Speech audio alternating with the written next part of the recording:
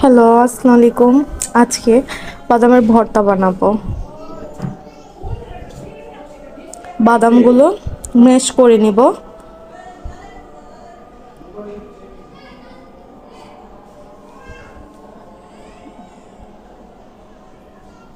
বাদামগুলো ম্যাশ করা শেষ প্রায়। এখন শুকনো মরিচগুলো টেলে নিয়েছি। শুকনো মরিচগুলো ম্যাশ করে দেব।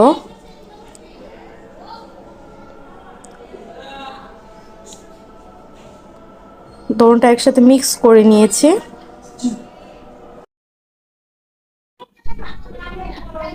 এখন পেঁয়াজগুলো নিয়ে নিয়েছি। এখন পেঁয়াজগুলো হালকা করে ম্যাশ করতেছি ছেঁচে।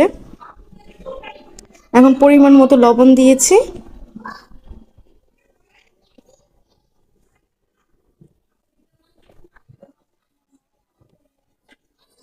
লবণ দেওয়া শেষ। এখন এখন এগুলোকে ভালোভাবে মিশিয়ে নিয়েছি।